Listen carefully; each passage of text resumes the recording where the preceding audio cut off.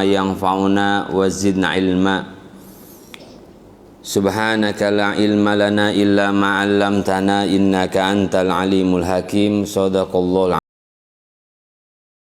azim. Nawaina ta'allum wa ta'lim wa tadhakkur wa tadhkir wa naf'a wal intifa' wal ifadata wal istifadah wal hath 'ala tamassuki bi kitabillah wa sunnati rasulillah والدعاء على الهدى والدلال على الخير ابتغاء وجه الله ومرضاته وقربه وثوابه سبحانه وتعالى وإلى حضرة النبي المصطفى سيدنا محمد رسول الله وعلى آله وأصحابه وذريته أجمعين ونخص خصوصا إلى حضرة مؤلف هذا الكتاب وأهل بيته وذريته ومن يعاون على نشر هذا الكتاب ببركاتهم لهم الفاتحة. أعوذ بالله من الشيطان الرجيم. بسم الله الرحمن الرحيم. الحمد لله رب العالمين الرحمن الرحيم مالك يوم الدين. إياك نعبد وإياك نستعين اهدنا الصراط المستقيم صراط الذين أنعمت عليهم غير المغضوب عليهم ولا الضالين آمين. Hadratul kiram, para alimil ulama, para asatid, para guru-guru, para kesepuhan yang saya ta'zimi, para hadirin hadirat rahimakumullah. Pertama, sama-sama kita memanjatkan puji serta syukur, berkah, inayah, hidayah, taufik dari Allah Subhanahu wa taala, dimampukannya kita melaksanakan berbagai macam ketaatan kita kepada Allah Subhanahu wa taala dan meninggalkan berbagai macam bentuk larangan dari Allah Subhanahu wa taala. Dan berkah, hidayah serta inayahnya kita dikumpulkan di tempat ini, di tempat yang mulia, dengan tujuan yang mulia untuk ibadah kepada Allah dan thalabul ilmi. Mudah-mudahan berkumpul kita di tempat ini senantiasa berada dalam payung berkah dan rahmat Allah Subhanahu wa taala. Salawat serta salam senantiasa tercurah limpahkan kepada baginda yang mulia Rasulullah sallallahu alaihi wasallam, Basyira wa nadhira, yang telah menjadi sebuah kehadiran Rasulullah, menjadi sebuah kabar gembira bagi umatnya dan bahkan untuk umat sebelumnya. Bahkan Nabi Isa mubasysyiran bi rasuli ya'ti min ba'di ismuhu Ahmad, yakni kehadiran Rasulullah, adanya Nabi Muhammad SAW itu sudah tertulis di kitab-kitab terdahulu dalam perjanjian lama dan perjanjian baru. Dalam kitab Taurat dan kitab Injil, mereka tahu sifat-sifat Rasulullah. Mereka tahu bahkan di mana akan diutusnya Nabi Muhammad SAW. Oleh sebab itu, orang Yahudi berkumpul di Yathrib, di Madinah Al-Munawwarah, karena mereka tahu akan di situ tempat dakwah Nabi yang terakhir. Paham betul, bahkan ciri-cirinya disebutkan. Gimana ciri Nabi yang terakhir ini? Mereka senang, mereka gembira, dan ditunggu kehadiran. Bahkan Salman Al-Farisi, perjalanannya dari Persia sampai ke Madinah berbekal ciri-ciri Nabi terakhir yang diajarkan oleh guru-guru pendeta-pendetanya. Ya. Ini ditunggu Rasulullah. Akan hadir Nabi, akan ada Nabi terakhir, diutus Nabi terakhir. Kalau bukan hanya karena sebab sebuah kesombongan dari Bani Israel, niscaya mereka pun beriman kepada Nabi Muhammad SAW. Karena bukan dari kelompok mereka saja, karena bukan dari keturunan Ishak saja, karena bukan dari keturunan Bani Israel saja, mereka tolak Nabi yang terakhir yang sudah ditunggu, yang sudah jelas. Maka mudah-mudahan keterikatan kita dengan Rasulullah SAW, kita menjadi umat yang mulia dan dimuliakan oleh Allah Subhanahu wa taala.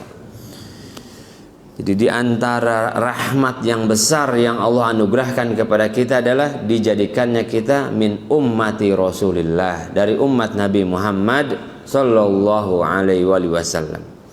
Hadirin yang dirahmati Allah Subhanahu wa taala, kita akan melanjutkan pembacaan hadis-hadis Nabi Muhammad sallallahu alaihi wasallam. Maka mudah-mudahan dan yakin majelis kita ini menjadi majelis Rasulullah, karena hanya membicarakan kalam-kalam Rasulullah, hadis-hadis Nabi Muhammad, ucapan-ucapan Nabi Muhammad sallallahu alaihi wasallam.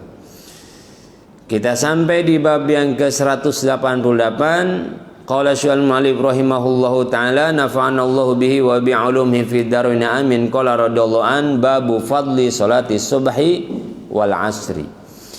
Bab ini menjelaskan tentang keutamaan sholat subuh dan sholat asar. Bab apa? Hari ini, kemarin dan beberapa pertemuan yang akan datang berbicara tentang keutamaan. Dan ketahuilah, keutamaan itu tidak menjadi apa-apa ketika tidak menjadi milik kita. Keindahan itu tidak menjadi punya kita ketika kita tidak mengambilnya. Oh, ada pemandangan indah di kampung sebelah sana, tapi kalau kita tidak ke sana, hanya akan menjadi cerita. Oh, kita sudah bicara keutamaan adzan, keutamaan tilawah Al-Quran, tetapi ketika kita tidak mengamalkan, kita nggak dapat apa-apa. Keindahan, keistimewaan itu hanya akan jadi cerita saja.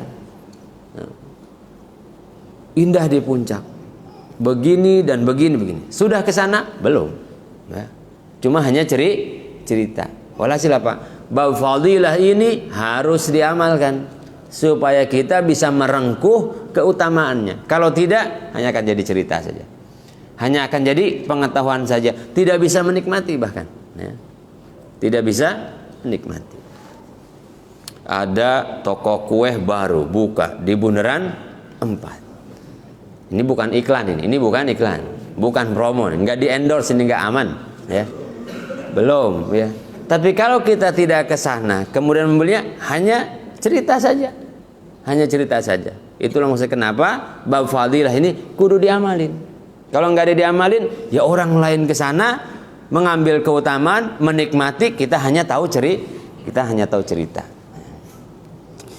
Ini namanya bab fadilah salati subhi, salat subuh dan salat asar. Semua salat 5 waktu utama. Tetapi di antara yang 5 waktu ada yang lebih utama. Begitu ibadah, begitu juga kita. Begitu juga Nabi dan Rasul. Seluruh Nabi utama, memiliki keutamaan, memiliki kekhususan. Tetapi ada nabi-nabi dari sekian ribu nabi atau rasul, ada yang diangkat menjadi nabi dan rasul. Ada 25. Dari 25 ada lagi yang bergelar ulul azmi. Dari ulul azmi ada lagi yang paling utama, khatamun nabiyyin sayyidul anbiya'i wal mursalin Muhammad Rasulullah. Bertingkat-tingkat. Umat Rasulullah, hamba Allah Subhanahu wa taala, ya sama. Semuanya mulia, tetapi ada yang memiliki kemuliaan lebih, ya. Sama semua manusia, sama semua, enggak, di mata Allah berbeda. Inna akramakum indallahi atqakum. Ada yang enggak bertakwa, ada yang takwa, ada yang takwanya luar biasa, ada yang dekat dengan Allah Subhanahu wa taala, ada minal muqarrabin, orang-orang yang dekat dengan Allah, ada rijalullah, ada ahlullah, ya.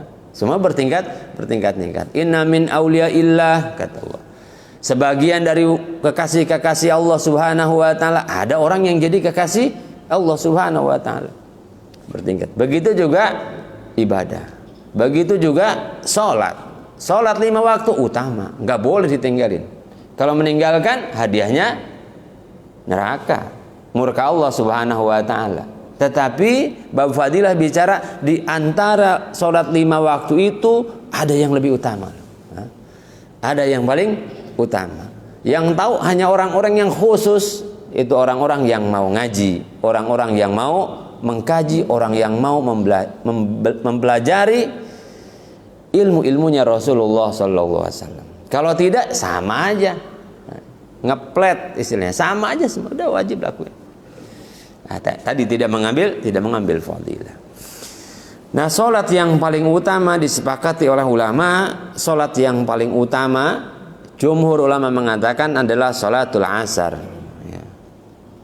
Hafidhu ala sholawati was sholatil wusta. Jagalah solat-solat itu semuanya, dulu semuanya. Jadi jangan begitu kita belajar bab fadilah solat subuh dan asar, yang lain nggak solat subuh asar aja solat. Orang udah masuk surga, selamat dari neraka, kok itu aja nih. Jangan terjebak begitu. Hafidhu ala sholawati was sholatil. Jaga semua solat. Was sholatil wusta, dan solat wusta. Jumhur ulama mengatakan solat wusta adalah solat asar. Solat asar.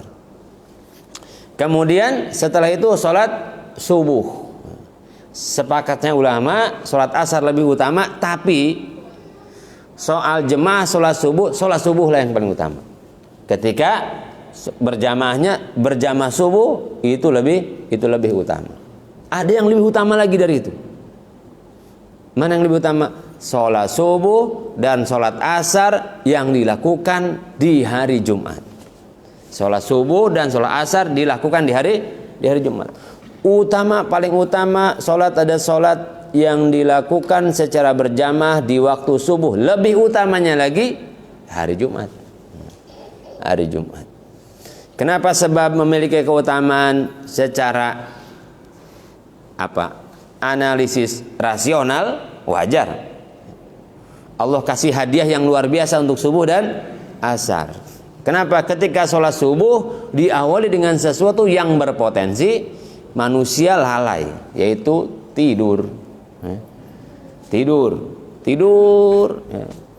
Entah tidurnya memang porsinya banyak, entah tidurnya telat, tetapi bangun di waktu subuh, kemudian bersuci, kemudian sholat, apalagi berjamaah, kata Allah ini perlu diapresiasi nih.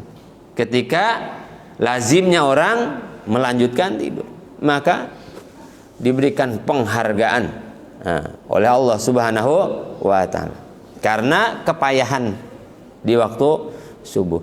Asar kenapa? Selain begini, selain bahwa segala sesuatu itu kalau sudah Allah nyatakan mulia, kalau sudah Rasulullah nyatakan utama, sudah akal kita taruh di bawah. Ketika sudah ada hadis, sudah ada ayat, ini utama, udah. Tetapi kita boleh menggali kenapa sih? Kenapa sih? Gitu. Biar kita mantep mengamalkannya. Yang asar kenapa utama? Yang asar ini kalau subuh diawali dengan tidur yang berpotensi melalaikan, asar juga diawali dengan pekerjaan juga yang berpotensi membuat kita lalai. Kenapa belum sholat asar? Nanti lagi tanggung, lagi tanggung kerja, lagi tanggung meeting. Sudah waktu asar, sudah masuk waktu asar di kantor, sholat asar ntar aja di rumah, ntar saja di rumah. Walhasil habis waktu di jalan, hilang. Pekerjaan dunia berpotensi melalaikan manusia dari hak-haknya Allah Subhanahu wa Ta'ala. Banyaklah di jalan, pas masjid ntar juga nyampe rumah kok. Walhasil di jalan enggak, nyampe rumah pun tidak, lewat asar. Begitu di rumah juga gitu.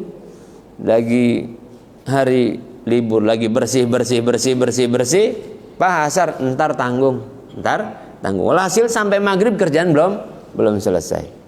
Asar. Maka subuh dan asar utama. Apa keutamaannya? Kata Nabi Muhammad SAW, hadis yang pertama, an Abi Musa radhiyallahu anhu, dari Abu Musa al-Asy'ari radhiyallahu anna Rasulullah, bahwa Nabi Muhammad sallallahu alaihi wasallam qala, bersabda Nabi, man shallal bardain, barang siapa yang salat Al-bardain al-bardain adalah dari kata bardun, yaitu dingin. Dua solat dingin. Berkata Imam Nawawi, al-bardani as-subhu wal asru. Yang dimaksud dengan al-bardani bardain adalah solat subuh dan solat asar. Siapa orang yang menjaga solat subuh dan solat asar, dakhalal jannah, maka dia masuk surga. Menjaga solat subuh dan solat asar, besar pahalanya, meninggalkannya juga dosanya lebih gede. Ketika pahala lebih besar, hati-hati, dosanya juga lebih besar. Ada jaminan dari Allah Subhanahu wa ta'ala, dakhalal jannah, masuk surga. Dan juga orang yang sudah mampu menjaga waktu asar dan waktu subuh, dia akan mampu menjaga waktu yang lain. Kalau zuhur kan enak, emang waktunya istirahat, udah lelah, capek, istirahat, sholat zuhur. Maghrib akan masuk waktu malam, isya akan masuk waktu tidur. Dua waktu ini. Ulama juga mengatakan bahwa menjaga, pengertian dari hadis ini, menjaga dua waktu ini, sholat asar dan sholat subuh, menjaga pelaksanaan sholat asar dan subuh, salah satu sebab seseorang akan diwafatkan oleh Allah dalam keadaan husnul khotimah. Berarti mengabaikan sholat subuh dan sholat asar berpotensi su'ul khotimah. Ini sudah masuk surga, tapi orang masuk surga belum tentu juga nggak mampir di neraka. Masuk surga belum tentu tidak mampir di neraka. Dakhalal jannah, masuk surga. Tapi ada hadis yang selanjutnya. An Abi Zuhair Umarah bin Ruwaibata, dari Abu Zuhair Umarah bin Ruwaibah, qala sami'tu Rasulullah, saya mendengar Nabi Muhammad SAW yaqulu, bersabda Nabi dalam hadis yang diriwayatkan oleh Imam Muslim, la yalija, tidak akan masuk an-naro, ke neraka, ahadun, seorang pun, shalla qabla tulu'i syamsi wa qabla ghurubiha, yang dia sholat sebelum matahari terbit dan sebelum matahari terbenam, yakni al-fajr wal asr, yakni sholat fajar, subuh, sholat asar dan sholat asar. Kalau tadi jaminan masuk surga, ini jaminan gak masuk neraka, ya. Kata Nabi, berarti langsung, ya, direct flight. Waduh, ya, nggak mampir dulu. Kalau tadi kita baru satu hadis agak was-was tuh, jangan-jangan mampir dulu nih, jangan-jangan mampir dulu. Ini enggak. Kata Allah, nggak akan masuk neraka orang yang menjaga waktunya, menjaga tertibnya, ya, menjaga rukunnya, menjaga sunnahnya, menjaga adabnya. Tidak akan masuk neraka, dipastikan masuk surga, ya. Tentu saja ini juga adalah menjadi sinyal dari Allah Subhanahu wa ta'ala, orang yang mampu menjaga dua waktu sholat ini, maka dia akan mampu menjaga hak-hak Allah yang lain, ya. Dijauhkan oleh Allah Subhanahu wa ta'ala dari potensi-potensi maksiat, dosa-dosa besar, ya, dijauhkan. Maka iringi dengan taubat, iringi dengan menginsyafi semua dosa yang pernah kita lakukan, maksiat yang lakukan. Selamat dari neraka dan masuk surga. Cuman ada satu, kata ulama, hati-hatinya adalah kezaliman kepada sesama kita. Ini tuh terhalang. Menjaga sholat subuh asar selamat dari neraka, masuk surga. Penghalangnya apa? Penghalangnya kabair, dosa-dosa besar. Penghalangnya adalah kezaliman kepada sesama kita. Karena dalam riwayat yang lain, dalam hadis yang lain dikatakan, orang yang bangkrut itu adalah orang yang membawa pahala sholatnya, orang yang membawa pahala puasanya, orang yang membawa pahala jihadnya, semuanya. Ini utuh nih, udah siap nih, udah siap selamat dari neraka, masuk surga. Tetapi tertahan. Nah, satu aja penahannya itu hak kepada sesama belum ditunaikan, kedzaliman belum dibebaskan, itu saja.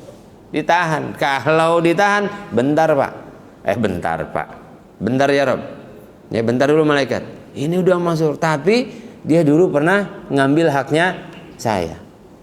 Sholatnya sih oke, ya, subuh asar oke, yang lain oke, tapi ada apa kezaliman yang dilakukan kepada saya. Ini bisa pahala sholat asar subuhnya jadi milik dia, diberikan kepada orang tersebut. Jadi yang terpenting adalah jaga hak sesama kita. Jangan lisan menyakiti, jangan tangan rajin mengambil milik orang lain, ya. Jangan banyak hasud dalam hati, bersihkan jiwa dari iri, dah bebas sudah, bebas. Dan begini, ada seorang Arab Badui bertanya kepada Nabi SAW, ya Rasulullah, kalau saya melaksanakan sholat 5 waktu, saya melaksanakan puasa, saya halalkan sesuatu yang Allah halalkan, saya haramkan sesuatu yang Allah haramkan, apakah saya masuk surga? Cuman melaksanakan yang fardu-fardu saja, apakah saya masuk surga? Kata Nabi, ya, kau masuk surga. Kalau gitu saya nggak akan nambah amal yang lain, cukup itu aja. Ya. Apa kata Rasulullah? Andaikan dia betul melaksanakan apa yang dia katakan, maka dia masuk surga. Yang paling utama itu pertama adalah jaga yang fardu. Jaga yang fardu. Jaga hak sesama. Udah, setelah itu tambah yang lain. Biar surganya makin tinggi. Karena orang masuk surga dengan rahmat Allah Subhanahu wa taala, derajat orang di surga pun beda-beda. Jangan pengen disamain, sampai surga juga pengen disamain. Jamaah sama ustadz beda. Enak aja. Loh, kalau urusan surga kita main balap-balapan kan. Pengen makin mulia, ya. Maksudnya bisa jadi jamaah lebih mulia surganya daripada ustadz. Tapi ustadz pasti nggak mau kalah. Pasti ada amalan yang disimpan ini, ya. Iya. Orang masuk surga dengan rahmat Allah, tapi derajat orang di surga, derajat orang di surga beda-beda, bergantung amalnya, bergantung fadilah keutamaan-keutamaannya ini. Begitu juga di perjalanan kita setelah dunia ini. Ya. Maka jaga yang fardu, Rawahu Muslim, hadis diriwayatkan oleh Imam Muslim. Wa an Jundub bin Sufyan, dari Jundub bin Sufyan radhiyallahu an, qala, berkata beliau, qala Rasulullah, telah bersabda Nabi Muhammad sallallahu alaihi wasallam, man shallas subha, barang siapa yang salat subuh. Nah, dalam riwayat yang lain, man shallal fajri fi jama'atin, barang siapa yang salat fajar. Salat fajar itu salat subuh, ya. Maka sunnah fajar sama dengan sunnah subuh. Ada orang ke Madinah, ada orang ke Makkah, tanya, Ustaz, di sini nggak ada sholat subuh? Ajaran baru. Nggak ada sholat subuh, Ustaz. Kok bisa di waktunya nggak ada? Ada juga sholat fajar. Sama fajar dengan subuh. Ustaz, apa bedanya sholat sunnah fajar dengan sholat sunnah qobliyah subuh? Sama, ya. Sama, nggak ada beda. Ya. Man shalla subha, barang siapa sholat subuh, ai shallal fajri fi jamaatin, ya. Yaitu sholat subuhnya, cara menjaga sholat yang paling gampang itu kan sholat berjamaah, Pak. Cara menjaga sholat yang paling mudah adalah berjamaah, udah nggak ada lagi. Ya. Mau sholat fardu yang paling mudah terjaga, diterima oleh Allah, sholat berjamaah udah. Gak ada lagi. Kalau orang sholat berjamaah, yang pertama dilihat oleh Allah Subhanahu wa ta'ala adalah imamnya. Maka perlu imam yang mantap ini. Insya Allah di sini mantap imamnya. Ya, perlu. Kenapa? Allah pertama lihat imamnya. Kalau imamnya khusyuk, imamnya betul sholatnya, jamaah nggak dilihat lagi, terima semuanya. Maka perlu nunjuk imam yang mantap nih, ya. Imamnya nggak khusyuk, entah imam banyak masalah mungkin imam mungkin banyak masalah, tagihan yang belum cair entah apa. Maka imam jangan sembarangan, pilih imam yang udah khusyuk. Maka orang-orang di sana di luar, katakanlah Timur Tengah itu, satu rumah yang besar itu ada imam yang khusus. Ada kawan saya ke sana ngimamin apa? Ngimamin rumah sekeluarga besar punya imam khusus. Kenapa? Penting.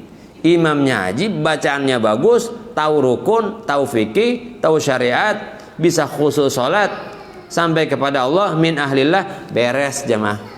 Jamaah beres. Bukan berarti jamaah seenaknya, ya.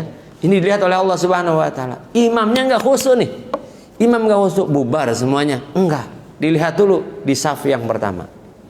Saf yang pertama ada yang khusyuk enggak? Pojok sebelah sana khusyuk. Khusyuk misalkan. Maka yang lain enggak dilihat. Yang lain tidak dilihat. Semuanya diterima salatnya oleh Allah Subhanahu wa taala. Gimana kena salat berjamaah? Enggak ada di saf yang pertama. Maka saf pertama itu khusus ya.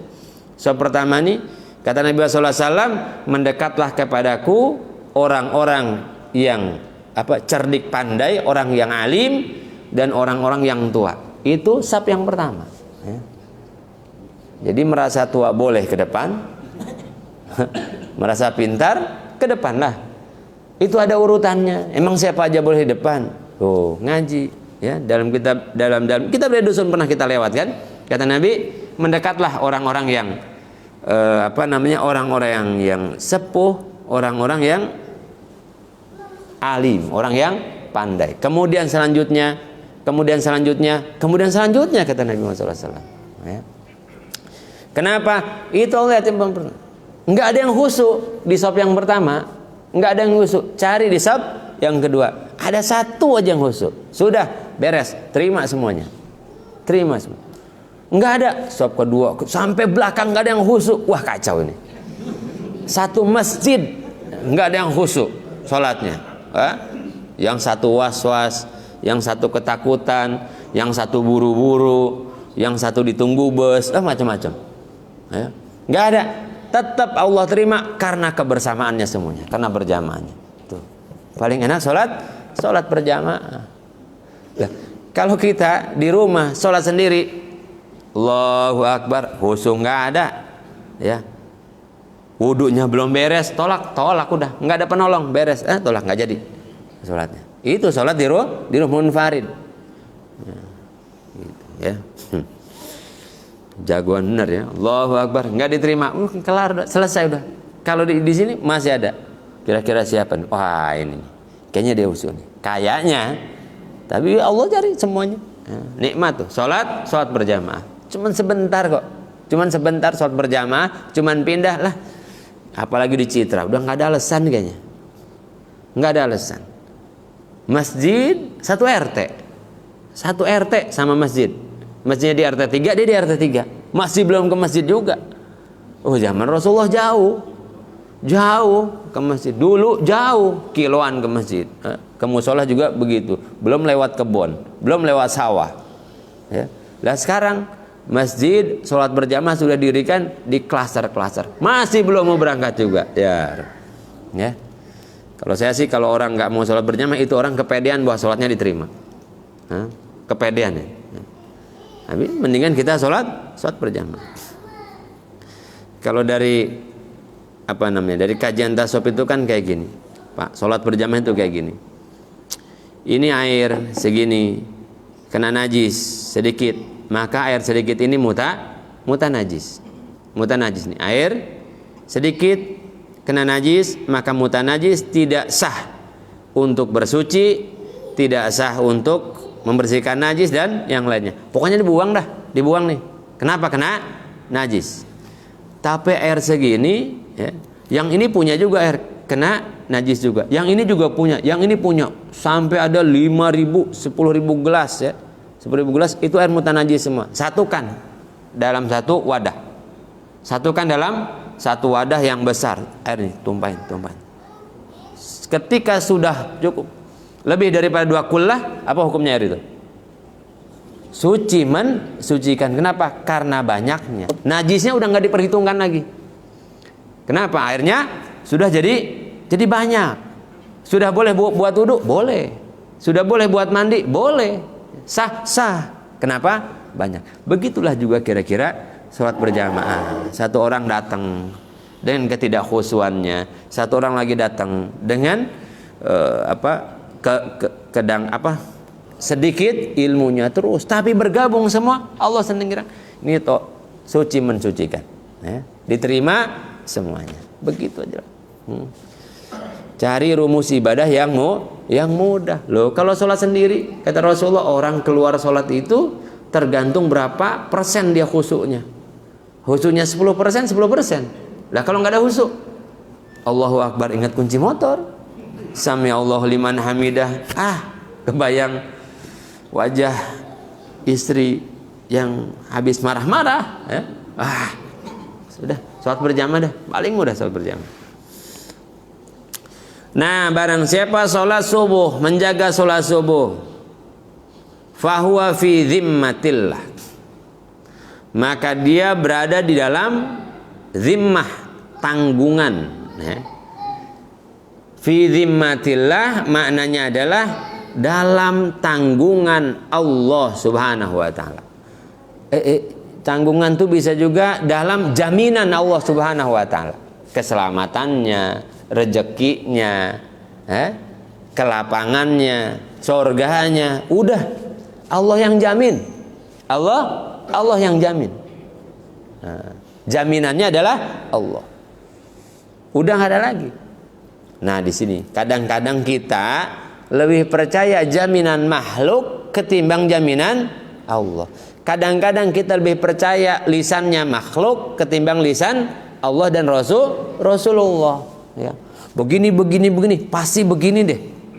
Kalau orang yang ngomong kita percaya, tapi ini Rasulullah yang bicara, Allah yang wa ma yantiqu anil hawa in huwa illa wahyu yuha. Rasul nggak ngomong ke situ, kita nggak percaya.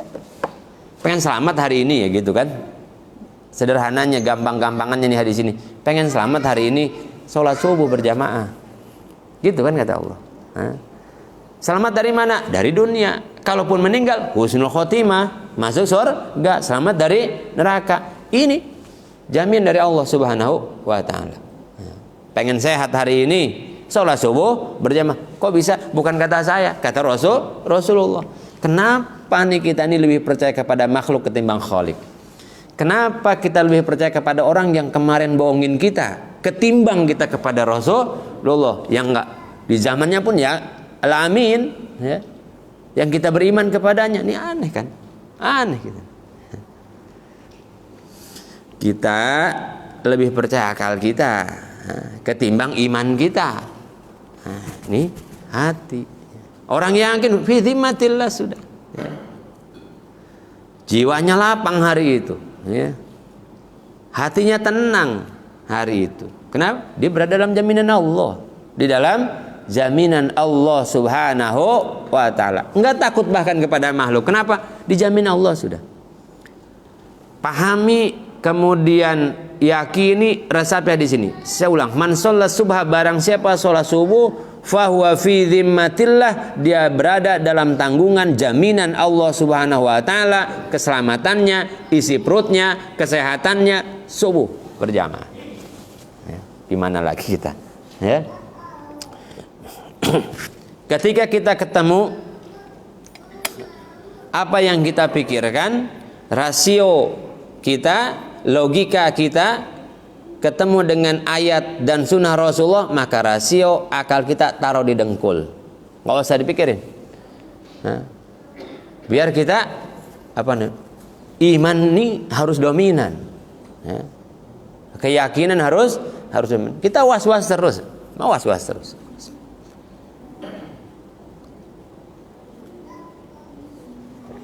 Jadi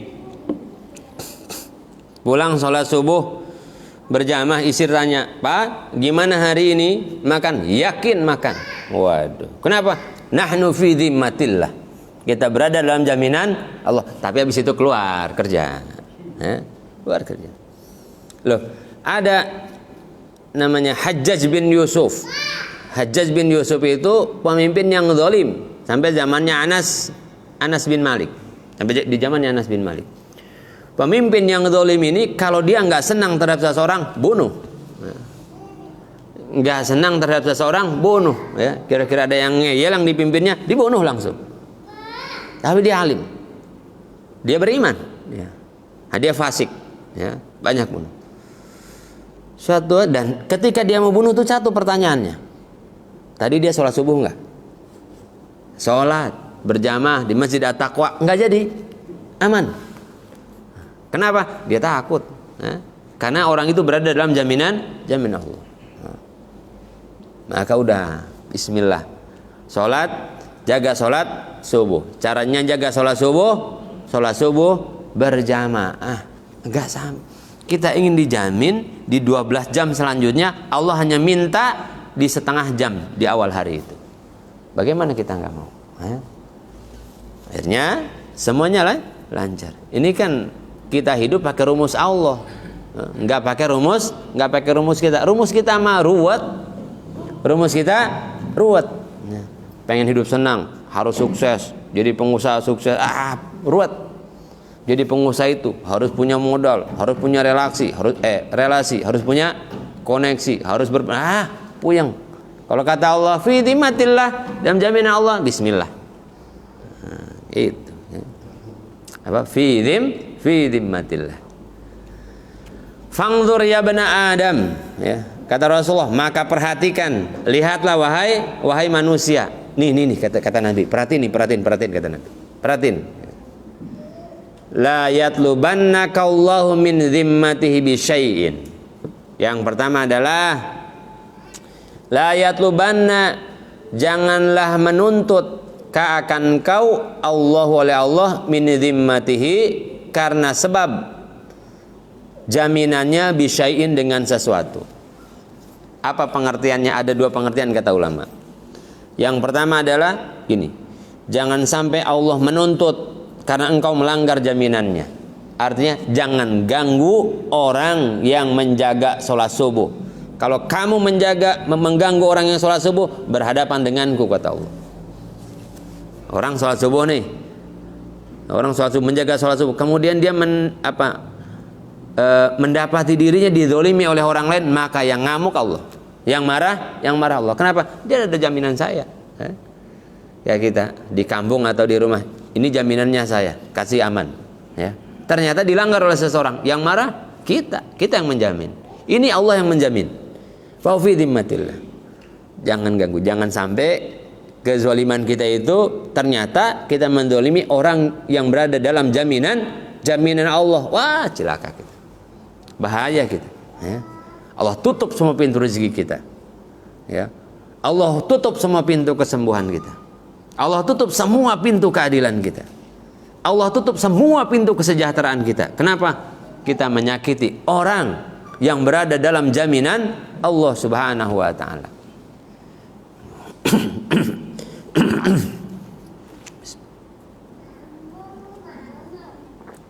Jadi saya bilang juga, kalau kita ingin merubah hidup kita, baik secara individual maupun secara komunal, masyarakat, baik keluarga, lingkungan, sampai bangsa, jaga nih sholat subuh nih. Kalau setiap orang muslim di negeri kita menjaga sholat subuhnya dan semuanya berada dalam jaminan Allah Subhanahu wa ta'ala, setan gak bisa ganggu. Mau presidennya setan sekalipun, kasar begitu ya, mau presidennya sekalipun, raja setan sekalipun, gak bisa ganggu penduduknya. Kenapa? Fi dhimmatillah, berada dalam jaminan Allah Subhanahu wa ta'ala. Jangan dulu nyalain orang. Kita kadang-kadang menjaminkan diri kita pada kedudukan. Wah, kalau ini pemimpinnya pasti begini, kalau ini begini, kalau ini begini. Manusia. Kenapa kita nggak sandarkan, nggak kita jaminkan hidup kita, nggak kita serahkan hidup kita pada jaminannya Allah Subhanahu wa ta'ala. kampanyekan ini di seluruh pelosok negeri. Sholat subuh berjamaah, sholat asar berjamaah, makmur, ya, makmur. Ini kan, masya Allah, ya. Ternyata sederhana urusan dengan Allah sederhana. Sesederhana itu Ustaz, iya, sesederhana itu urusan kita dengan Allah. Yang ribet adalah urusan dengan kita sendiri. Ya.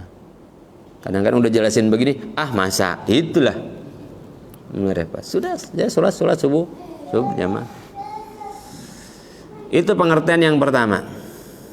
Pengertian yang kedua adalah jangan sampai Allah menuntut engkau karena engkau lari dari jaminan Allah Subhanahu wa taala, ya. Jangan sampai Allah menuntut kita karena kita tidak mau masuk dalam zimmatullah, dalam jaminannya Allah Subhanahu wa taala. Kamu ini gimana? Gitu, ya. Aku sudah kasih jalan yang mudah, malah nggak mau masuk gitu, ya. Misalkan gini, ibarat kata begini, kita diserang oleh singa, oleh buaya, apa, takut kita ketakutan luar biasa. Tapi kita di sebelah sana ada benteng kokoh. Kalau masuk benteng situ aman. Di sini ada dikejar-kejar singa. Kita cuma bilang takut, tapi nggak mau masuk benteng itu. Nggak mau masuk benteng itu, ya habis juga. Lari dong, masuk ke benteng tersebut biar terlindungi, biar aman. Ini sudah ada jaminan Allah, tinggal mau masuk apa enggak. Itu tadi saya bilang, maka fadilah keutamaan ini tidak bisa hanya diketahui, harus dilaksanain. Mau nggak masuk dalam jaminan Allah Subhanahu wa taala? Ya. Masuk dong, biar aman, biar selamat. Sholat subuh. Cuman merubah bangun, kemudian sholat subuh berjamaah, kemudian kadang-kadang kita ini menjaminkan kepada ini sudah menjamin Allah, tapi kita jamin ke yang lain. Banyak juga ada kesalahannya, bukan kesalahan, ketidaktepatan. Ini sholat subuh berjamaah dalam jaminan Allah. Ada orang kemudian, saya tidak mengatakan ini tidak bagusnya. Misal orang wirid, orang yang lain sampai larut terus, ya, sampai larut malam, entah riyadhah apa, kemudian subuhnya kelewat, ya, subuhnya terlewat. Bagaimana, ya? Ziarah ke sana ke sini, saya tidak anti, ya. Wirid saya tidak anti, zikir saya tidak anti. Tetapi jangan, itu perkara-perkara sunnah. Tetapi jangan kemudian yang pokoknya nih, yang Allah bilang aku jamin, berada dalam jaminanku terlewat. Sampai subuhnya jam 7, jam 8, bukan menjelang terbit matahari lagi, sudah terbit matahari, bahkan udah deket sama Ramayana, baru sholat subuh, ya, gitu. Kenapa sholat subuh jam 7? Matahari juga belum buka, mataharinya belum buka, tapi Ramayana udah. Fi dhimmatillah, itu pengertian. Insyaallah. Rawah Muslim, hadis ini diriwayatkan oleh Imam Muslim. Ini saja kita jaga, terus kita jaga dikit-dikit dari yang fardu, yang fardunya rapi, yang sunnahnya terus. Di antara bujuk rayu setan adalah menyibukkan kita dengan pekerjaan sunnah, keutamaan, tapi kita jatuh, terjebak dalam meninggalkan, melalaikan pekerjaan pokok, ya, pekerjaan pokok. Wa Nabi Hurairah, dari Abu Hurairah radhiyallahu anhu qala Rasulullah telah bersabda, Nabi Muhammad sallallahu alaihi wasallam. Makanya termasuk saya juga nggak mau kalau ngaji sampai larut-larut malam gitu. Belum siap. Kalau guru-guru itu ngaji sampai jam 12, jam 1, subuhnya tetap terjaga. Tetap terjaga. Ta'lim bagus, ngaji bagus, ya, sunnah berpahala. Tapi saya menghindari ngaji sampai malam-malam larut-larut gitu, sampai jam 12, jam 1 selesai pengajian. Saya khawatir subuhnya terabaikan. Fawailul lil musallin alladzina hum an salatihim sahun. Paling top saya jam 10. Nah, sudah buat. Kenapa Ustaz? Ustaz sih jam 12 tidur, insya Allah subuh terjaga. Agak kurang yakin jamaahnya ini. Nah, kita jadi sebabnya. Udah jam 10 udah bubar, pulang. Udah tidur. Kenapa? Takut yang pokok malah ditinggalkan. Ini keasyikan kadang-kadang. Di situ setan masuk. Di setan. Bagaimana kita mau dapat ridha Allah? Yang sunnah kita kejar, wirid ini, wirid itu, ini yang lain, sunnah. Tapi yang fardu kita tinggal dan tanggalkan. Rawahu Muslim. Wa Nabi Hurairah, dari Abu Hurairah radhiyallahu anhu qala Rasulullah telah bersabda, Nabi Muhammad sallallahu alaihi wasallam, yata'aqabuna fikum malaikatun bil laili wa malaikatun bin nahar. Yata'aqabuna, bergantian, fikum, pada kalian semua. Kata Nabi sallallahu alaihi wasallam, ada yang sip-sipan di antara kalian. Bahasa kita sip-sipan ya. Siapa? Malaikat. Bil laili wa malaikatun bin nahar. Malaikat malam hari dan malaikat siang hari. Tenang yang kerja sip. Malaikat juga sip-sipan. Cuman sip malaikat dua aja, siang sama malam. Dinas siang, dinas malam. Bergantian. Malaikat siang, kalau siang tugasnya siang aja deh mah. Malam aja. Nah, wa yajtami'una fi sholati subhi wa sholatil asri, dan berkumpul mereka ganti sipnya di sholat subuh dan sholat asar. Ketemu tuh ya, apa mungkin mulai cekrol ya, cekrol sip sinamano ya. Malaikat ketemu kemudian tsumma ya'rujul ladzina batu fikum, kemudian naik ya, mi'raj ya, naik ke atas, yaitu alladzina batu fikum, yang menginap bersama kalian. Malaikat malam pas sholat subuh apa namanya? Balik ya. Wa yasalumullahu, dan Allah bertanya, wa huwa alamu bihim, dan ketika sampai pada Allah laporan. Fa yasalu, maka Allah bertanya kepada malaikat, tapi wa huwa a'lamu bihim. Tapi Allah bertanya itu bukan karena tidak tahu. Allah bertanya bukan tidak tahu. Yas'al, bertanya, tapi soal Allah bukan karena tidak. Karena tidak semua pertanyaan untuk mencari tahu. Tidak semua pertanyaan kan, kita pun begitu. Kadang bertanya bukan berarti kita tidak tahu. Bisa jadi butuh laporan, bisa jadi untuk menguji, bisa jadi untuk memastikan ya, gitu. Ya. Ada guru bertanya kepada murid ya. Ada guru bertanya murid, tanya, kata muridnya, kan bapak lebih tahu, masa bapak nanya sama saya ya. Guru nanya bukan cari tahu, tapi untuk menguji ya, gitu ya. Nah, Allah bertanya bukan Allah tidak tahu, wa huwa a'lamu bihim, ya ini Allah lebih tahu daripada malaikat. Kaifa taraktum ibadi, pertanyaan Allah adalah, gimana kamu tinggalkan hambaku? Yang tadi tuh, yang tugas malam menginap sama kita, waktu kamu tinggalin dia lagi ngapain tuh? Hambaku, kata Allah. Tarokna wahum yusallun, ketika kami tinggalkan mereka lagi sholat. Ya ini sholat subuh. Wa atainahum wahum yusallun, dan ketika kami datang kapan? Asar, gantian, mereka lagi sholat lagi Allah. Mereka sholat terus. Malaikat tahu begitu aja ya. Masya Allah, kata malaikat, sholat terus ya, sholat terus. Ditinggalin lagi sholat, datang lagi sholat. Kemudian apa? Malaikat mendoakan, Allah ridho. Ini kadang-kadang kita ada orang tua yang Masya Allah ya. Ketika hari, saya bilang orang tua agak kacau nih yang begini. Ketika hari belajar, dibangunkan tuh anak. Bangun anak subuh, suruh sholat subuh. Habis itu siap-siap berangkat sekolah. Di waktu sekolah, di hari, begitu hari libur, dia biarin aja dulu hari libur ini. Suka begitu ya? Biarin aja hari libur ini, hari libur. Jadi yang penting apa? Yang lebih penting dunia ternyata. Begitu hari libur, subuh enggak, sekolah karena libur. Banyak ya. Pernah dengar begitu? Banyak untuk begitu. Kalau suruh sekolah, oh, mas sekolah, berangkat sekolah, bayarnya mahal. Kalau ngaji, ya udahlah, ngaji gratis ini. Besok juga ngaji lagi. Padahal yang penting ngaji. Padahal yang penting sholat.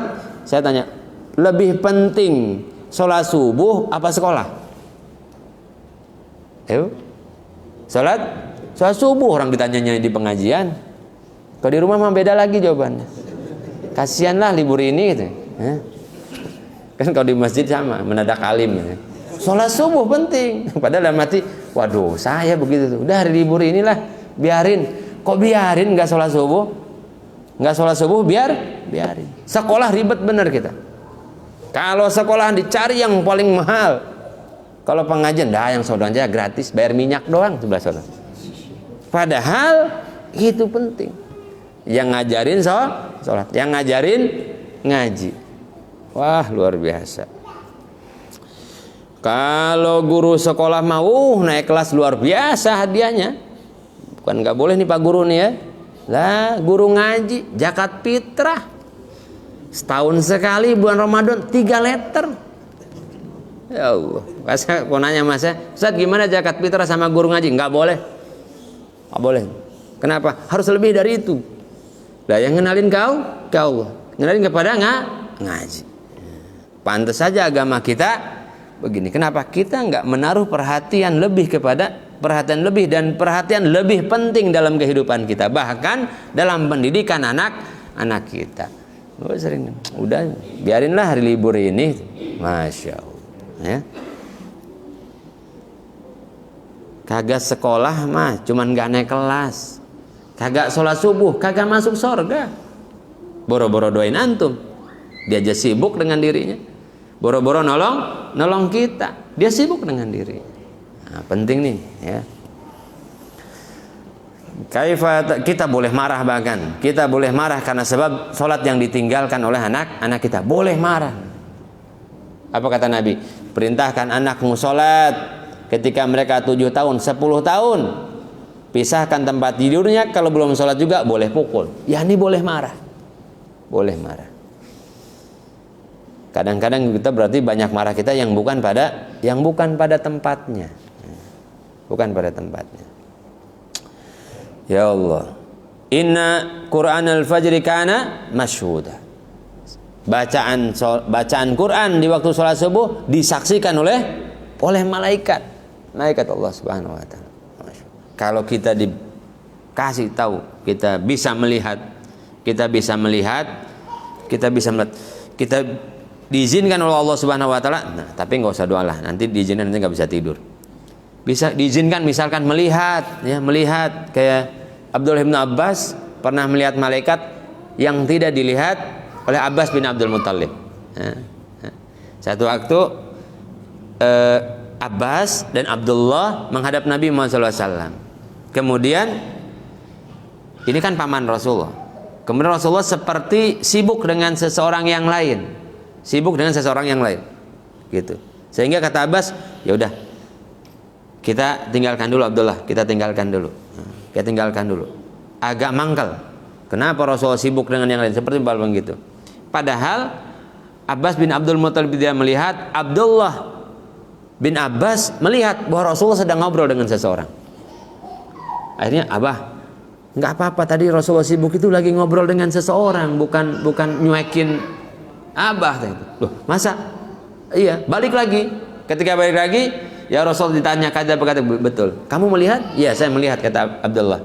Ya, ini melihat malaikat Jibril sedang berbicara dengan Nabi Muhammad SAW. Hadis sahih. Ya. Artinya apa? Kalau kita tahu nih, begitu sholat subuh penuh dengan malaikat-malaikat Allah Subhanahu. Di mana mereka kumpulnya? Di tempat sholat. Karena mereka tahu orang yang sholat. Maka sholat subuh itu nggak pernah sepi. Walaupun tidak ada program sholat subuh berjamaah, ya, yang secitra itu ya, sholat subuh mah nggak pernah sepi. Ya. Ustaz, kapan ada program subuh berjamaah lagi? Udah khatam. Udah khatam karena sudah pada sholat subuh berjamaah. Nih latihan mah nggak usah terus-terusan. Latihan mas tahun 2 tahun, habis itu udah bisa. Latihan seumur hidup.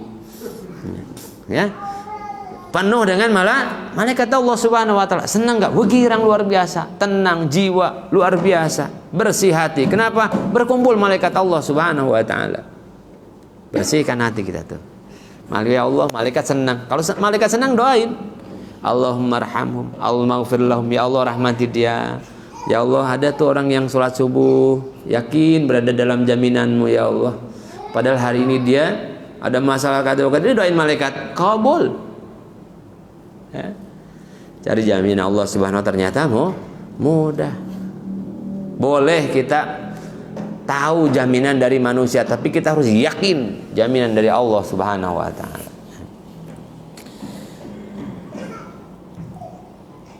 Muttafaqun alaih, hadis ini diriwayatkan oleh Imam Bukhari dan Imam Muslim. Wa an Jarir bin Abdullah Al-Bajalli, dari sahabat Jarir bin Abdullah Al-Bajalli qala, berkata Jarir bin Abdullah, kunna 'inda Nabi sallallahu alaihi wasallam, kami berada bersama Nabi Muhammad sallallahu alaihi wasallam. Fa nadhara ilal qamar, Rasulullah melihat ke bulan Lailatul Badri di malam purnama. Nabi melihat kepada bulan purnama. Malam itu malam tanggal 14, 15 gitu ya. Lihat Nabi ke bulan purnama. Apa kata Nabi? Faqala, maka bersabda Nabi, innakum satarawna rabbakum kama tarawna hadal qamar. Engkau akan melihat Rabbmu. Ini udah keindahan paling indah di surga. Ila rabbiha nadhirah. Melihat Allah Subhanahu wa taala kaifa, bagaimana, itu urusan Allah. Itu urusan Allah. Tetapi kita akan diperlihatkan dengan zatnya Allah Subhanahu wa taala. Kata Nabi kayak gini nih, ya. Artinya apa? Langsung. Lihat Allah Subhanahu wa taala. Bertemu dengan Rasul, di bukan perkara-perkara yang gaib. Ya. Sataruna rabbakum kama taruna hadal qamar la tudamuna fi ru'yati. Jangan silau ketika melihatnya. Fa in istata'tum an tuglabu ala salatin qabla tulu'i syamsi.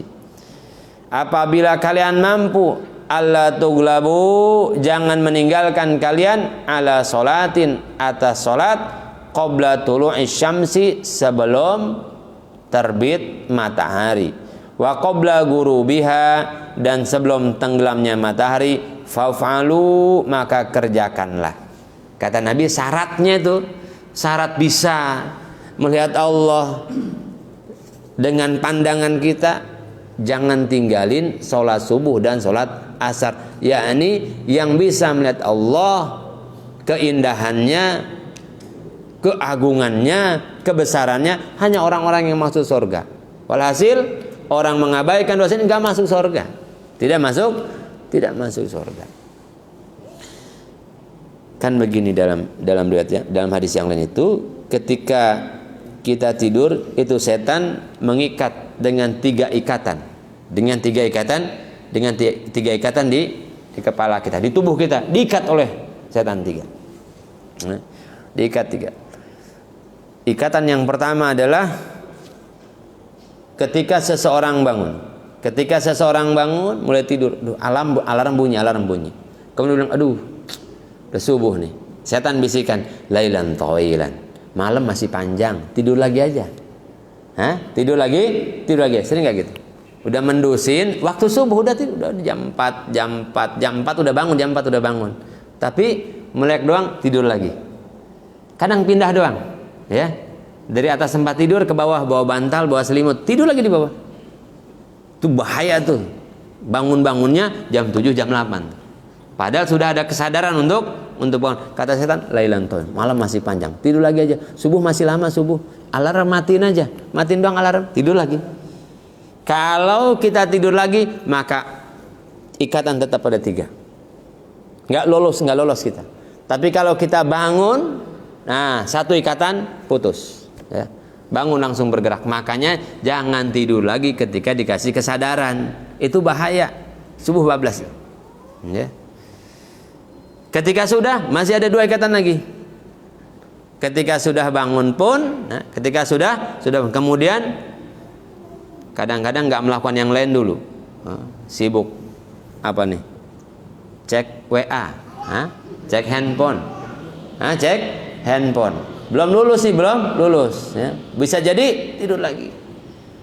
Lulus ketika wudhu. Ketika wudhu kita beranikan langsung, makanya bangun langsung wudhu, biar putus ikatan yang kedua, terbuka ikatan yang kedua. Salah pegang, bukan remote, bukan handphone, remote TV.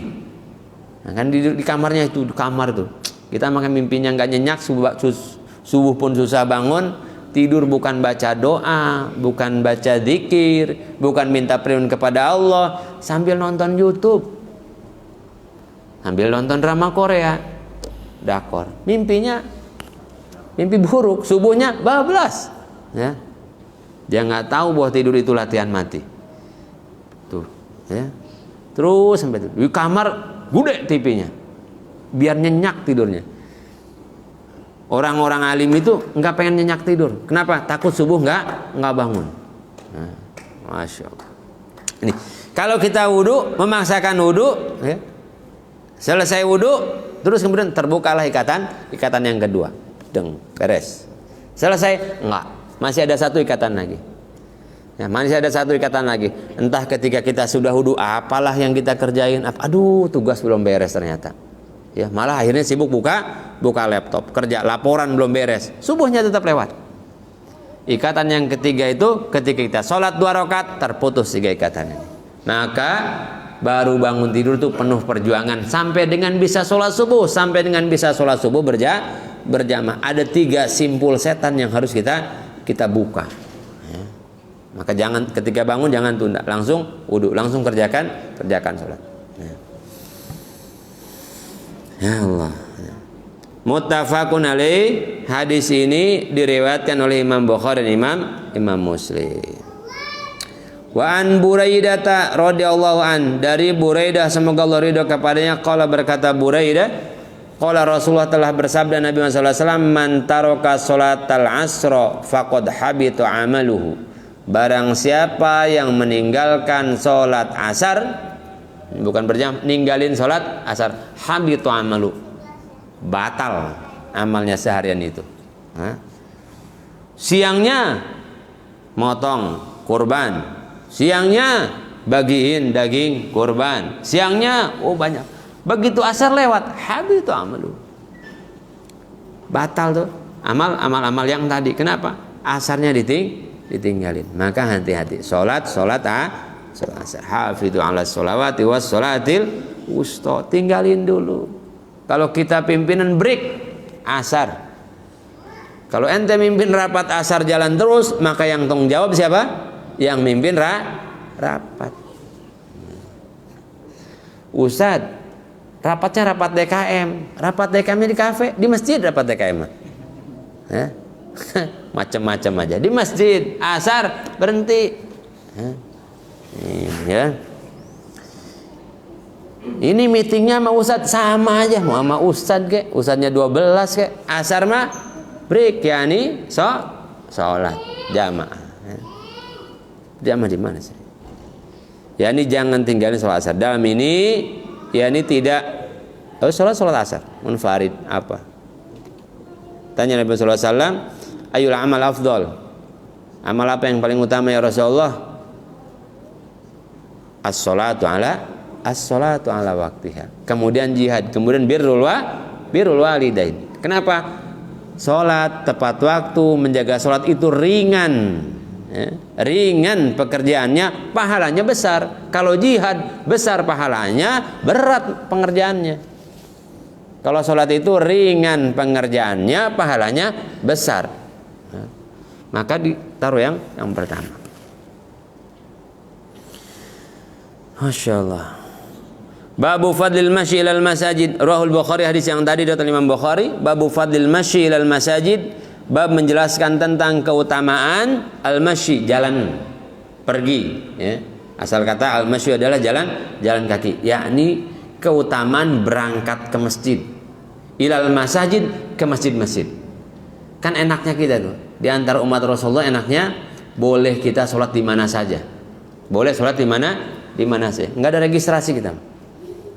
Orang Citra mau sholat di Masjid Belaraja boleh. orang Belanda jamu sholat di Masjid Bitung boleh, begitu. Ya. Jadi ke masjid mana saja. Yaitu keutamaan berangkat ke masjid untuk sholat berjamaah. Ini babnya nih, ya, babnya. An Abi Hurairah anna Nabi sallallahu alaihi wasallam, hadis yang pertama dari Abu Hurairah bahwa Nabi Muhammad sallallahu alaihi wasallam kalau bersabda, Nabi, man ghada ilal masjidi aw raha, barang siapa pergi pagi ilal masjidi ke masjid, aw raha atau sore harinya, a'adda maka menjanjikan Allah oleh Allah Subhanahu wa taala baginya fil jannati di surga nuzulan, hidangan. Ya, hidangan. Kullama ghada aw raha, setiap dia pergi pagi atau pergi sore ke masjid, Allah siapkan hidangan nuzul itu hidangan untuk tamu. Hidangan untuk tamu. Kan beda hidangan untuk hidangan untuk tuan rumah dengan hidangan tamu. Biasanya masak kalau pagi nasi uduk di mana? Di City Market. Normal. Ada tamu kebuli. Nih, hidangan untuk tamu itu spesial, ya. Begitu ada tamu, ada ayam dipotong, ada kambing dipotong. Punya sendiri, bukan punya orang. Ini kata Ustaz, kalau ada ayam potong aja. Ayam orang mah jangan. Yang nggak ada, kalau bahasa orang tua kita, yang nggak ada pun diada-adain. Kenapa? Ada tamu, ada tamu. Tamu spesial, siapin. Rumah dicat, semuanya dirapin. Taplak meja ibu-ibu biasanya keluar Idul Fitri doang keluar itu. Kenapa? Ada tamu. Ini nuzulan. Ini hidangan. Allah siapkan hidangan. Ini apa? Kata ulama juga, berarti ketika kita berangkat sholat subuh berjamaah dan sholat asar, yakni kita sedang menjadi tamunya Allah Subhanahu wa taala. Kita lagi jadi tamunya Allah yang lagi disiapkan di tempat kembali kita hidangan yang luar biasa. Berangkatnya cuma 1 jam. Tahu nggak hadiahnya berapa? Hadiah dari Allah Subhanahu wa taala. Wal yaumi 'inda rabbika ka'alfi sanatin mimma ta'udun, kan itu. Dan satu hari ukurannya di sisi Allah Subhanahu wa taala ka'alfi sanatin, seperti 1000 tahun, ya. Di sisi Allah Subhanahu wa taala seukuran hitungan kita. Pagi hari kita jadi tamunya Allah Subhanahu wa taala. Siang hari kita menjadi tamunya Allah sore hari menjadi tamunya Allah lagi. 1000 tahun. Padahal effortnya kita cuman menyisihkan waktu kita tidak lebih 1 jam. Nggak lebih 1 jam kok. Sholat subuh berjamaah normal, nggak ada pengajian. Nggak lebih 1 jam. Orang imam baca panjangan dikit udah pada batuk makmumnya. Udah nggak lebih 1 jam, 15 menit, 20 menit. Coba. Tapi kita dijamunya oleh Allah Subhanahu wa taala 1000 tahun.